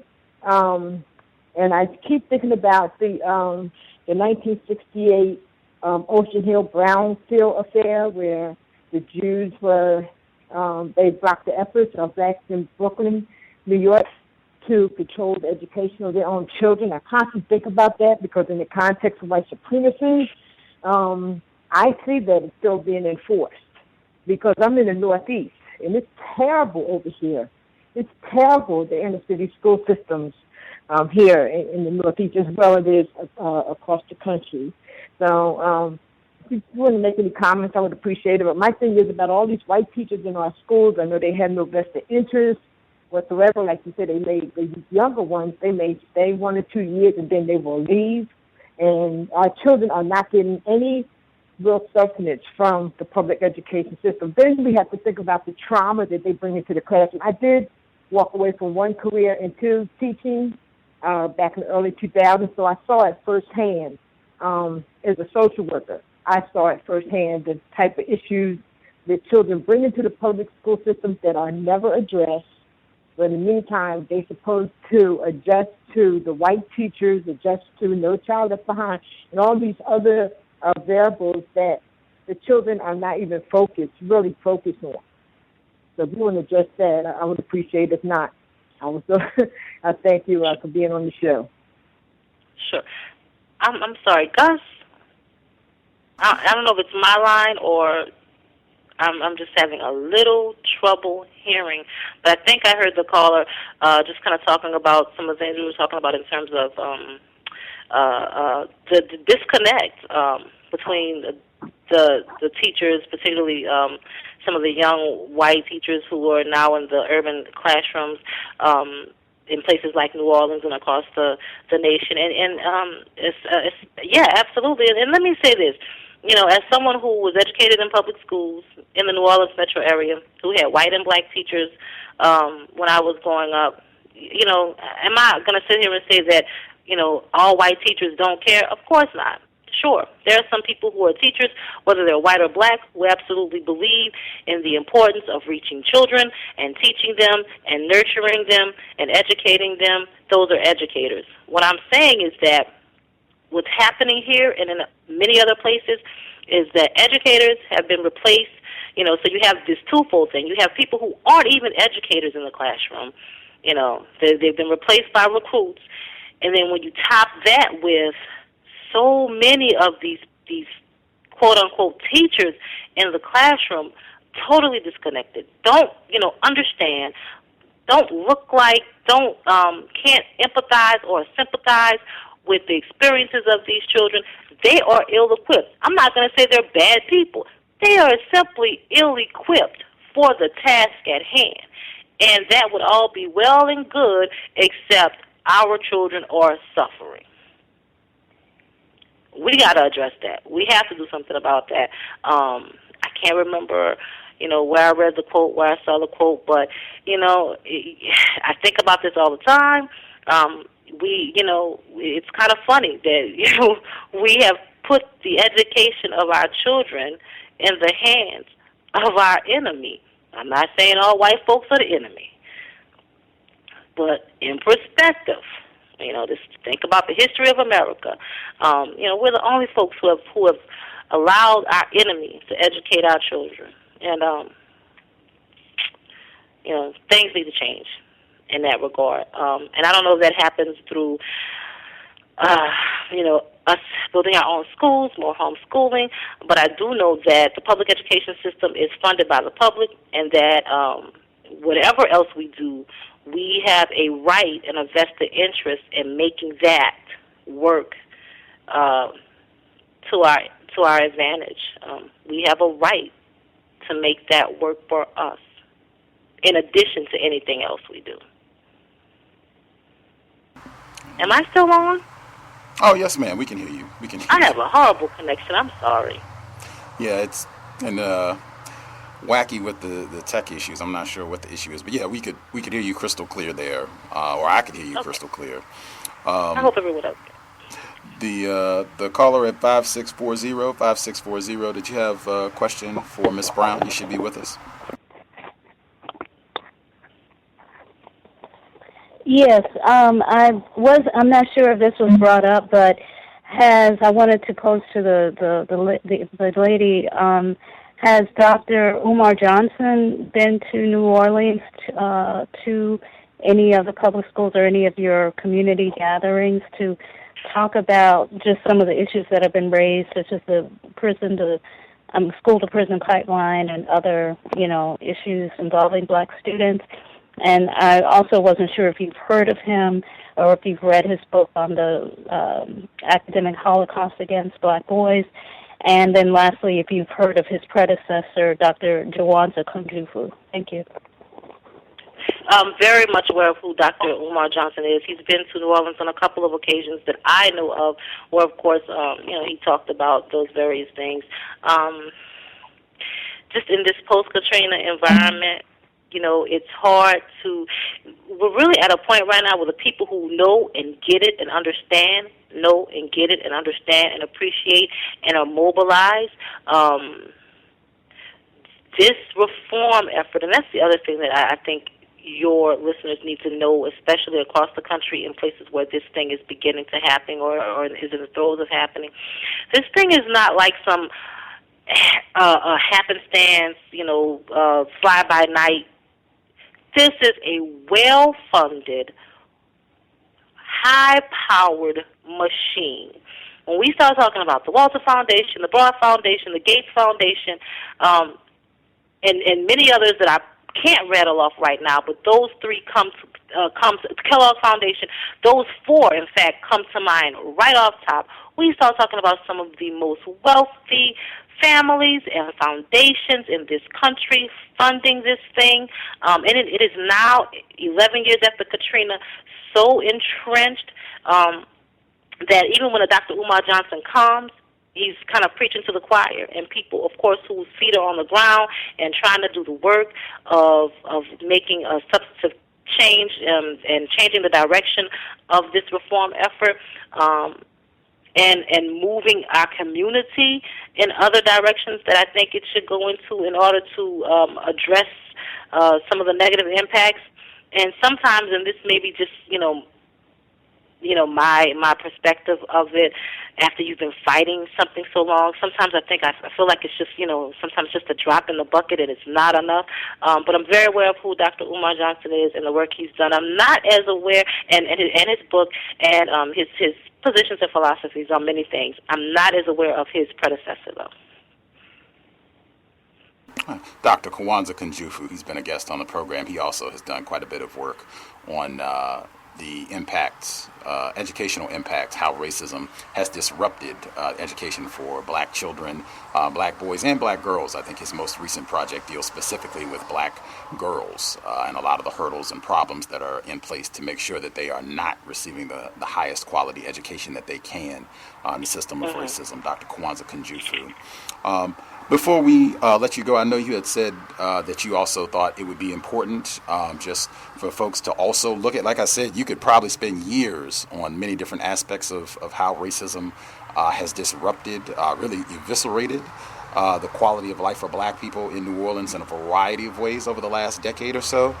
You were talking about public housing and the continued disruption of public housing in New Orleans. I know we talked about with Gary Rivlin how they destroyed a lot of the public housing units in New Orleans and the price gouge of public housing post-Katrina and how that also disrupted life for a lot of black people in New Orleans. Just did you want to give a final comment on that before we wrap things up? Yeah, sure, real quick. It's kind of hard to do it real quick, but real quick if I can. So of many, when Katrina happened, it was more than just education. It was a wholesale opportunity for the people who abandoned New Orleans, at the dawn of segregation, the people who went to the North Shore and all that stuff, to come back and say, we're going to take the city back. So how do you do that? You got to take where you live. You got to take where you learn. They took the schools, and they took public housing. And they tore it down, redeveloped it, Hope 6 redevelopment, or, what's modeled very much like Hope 6 redevelopments, these mixed income developments where, now that we've redevelopment, we've replaced all of the public housing with fewer units. And then we've taken some of those units and made it unavailable for people who actually need public housing, because we're going to rent these units as market rate, because, of course, the key to changing urban life is the deconcentration of poverty. Because I like my poverty deconcentrated. I care, I know. If I'm impoverished, I really don't think whether or not my neighbor makes six figures really is an issue for me, but they think the deconcentration of poverty was, really important, and that's what they did with public housing. And so now, here we are, 11 years nearly post-Katrina, and you actually have lawmakers and city leaders and business leaders sitting around talking about, we have a housing crisis in New Orleans. We have an affordable housing crisis in New Orleans. People can't afford to live in New Orleans. No stuff. When you tear down all the public housing and then you rebuild these mixed income units, fewer of them, and then you rent a large portion of them at market rate, i.e., a former public housing unit, now that's been redeveloped, a two-bedroom apartment costs $1,500. In many of these units or close to it. There's the one that they have recently just finished with phases of it, the Iberville project. The Iberville housing development is on the basically it's on the edge of downtown, the CBD. It was a ideal location for many of the poor working people who worked in the hotels and the restaurants downtown. Torn down, redeveloped, two-bedroom apartment now costs $1,500 a month. That could be, not can be, for many poor working New Orleanians, $1,500 a month is all I make, if I'm making that. So I can't afford market rate rent. You're not going to let me back in public housing because all of these stringent rules and regulations that you put on it. So now if I lived in public housing with my 17-year-old son, but, he caught a charge last year for possession, we can't move back to public housing, at least not if I want to make sure my 17-year-old son has a place to live. So either through the pricing or through these rules and regulations, you have taken, public housing, affordable housing. Public housing was never free. It was affordable housing. I know many people that lived in public housing who paid rent and not a little bit of money, but what they could afford every month. You've taken that away, and now you have people who want to talk about the affordable housing crisis. You knew that was going to happen when you did what you did. That's why you did it. You did not expect, you did not want black people, especially poor black people, to return. That's why you tore down public housing. I'll leave you with this funny story. So this week, in fact, there is going to be a panel discussion on the affordable housing crisis in New Orleans. One of the members of this panel, one of the participants of this panel discussion, is a gentleman by the name of Press Kabikoff. He is the Chief Executive Officer of HRI Properties. HRI Properties, he's the owner of HRI Properties. HRI Properties has been the chief private redeveloper of public housing units in New Orleans. He's the guy charging $1,500 a month to stay in what used to be public housing in New Orleans. How you have a public, a panel discussion on the affordable housing crisis in New Orleans and make Press Kabikoff one of your panelists is beyond me. That is so absolutely the epitome of inviting the fox to the hen house. I can't take it. This is where we're at in New Orleans.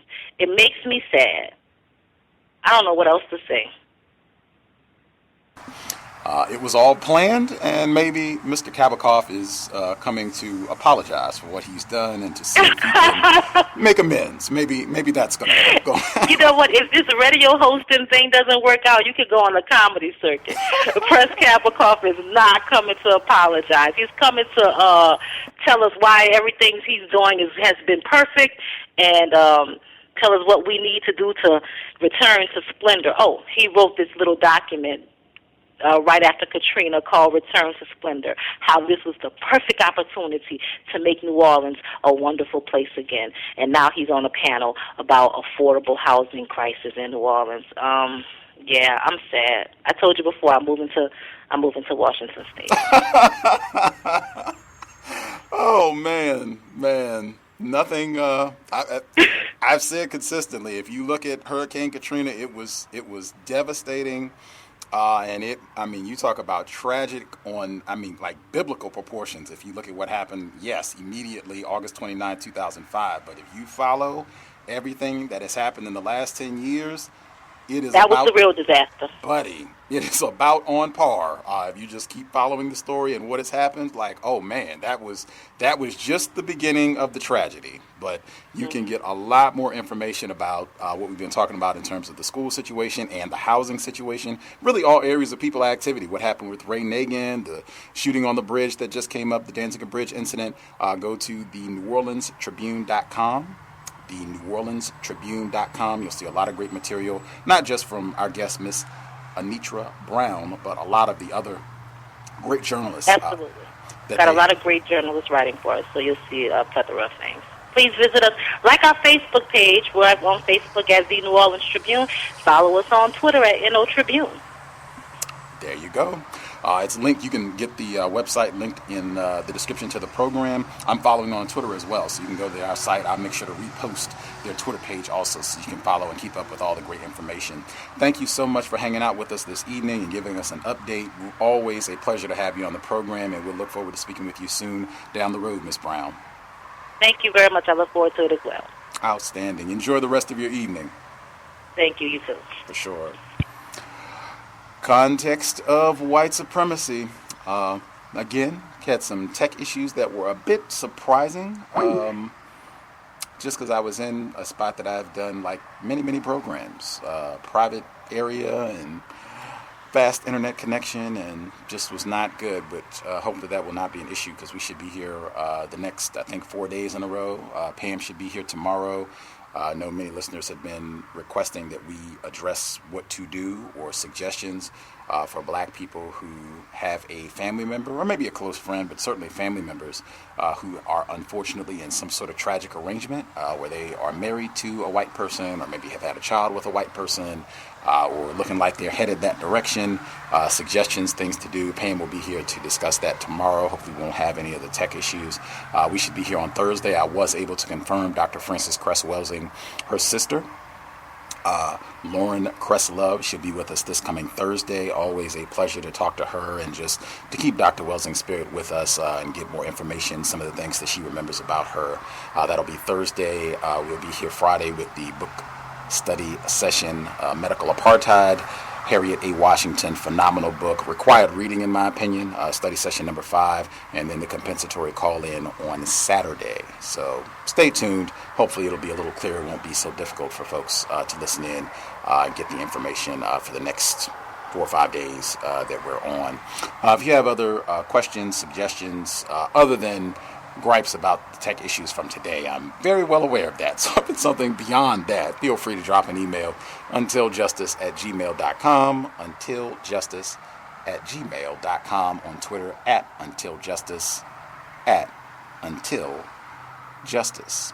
And certainly Mr. Kabakov, he was mentioned prominently in Gary Rivlin's book, Katrina After the Flood. I think he was one of the white people that was going in and buying up properties that, you know, the same strategy where you go in, you take advantage, you can get the property for cheap.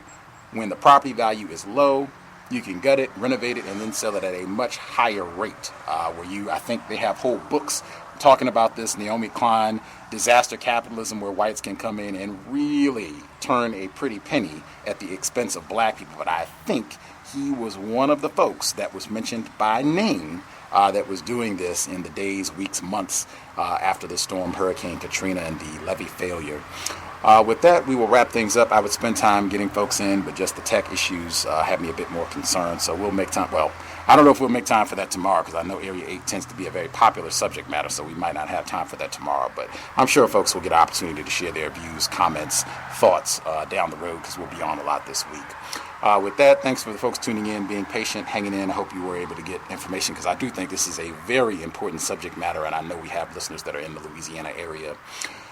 With that, sobriety would be best under conditions of white terrorism, with all of the planning and plotting, scheming that is going on against black people. You definitely want to be able to think at your best to make the top decisions to keep yourself safe and anybody that you might be responsible for. I always encourage, if you're going to be behind the wheel, driver, passenger, even as a pedestrian, you do not want to be intoxicated. You're just making Darren Wilson, Daniel Holtzclaw, you're making their job 1,000 times easier if they want to lock you up, beat you, rape you, even kill you. If you're under the influence, it'll be way easier to do all of the above. I would also encourage, buckle up if you're going to be behind the wheel. Let's do everything that we can to minimize contact with enforcement officials. That said, Creator, we ask that you help us remain patient with other black people, victims of white supremacy.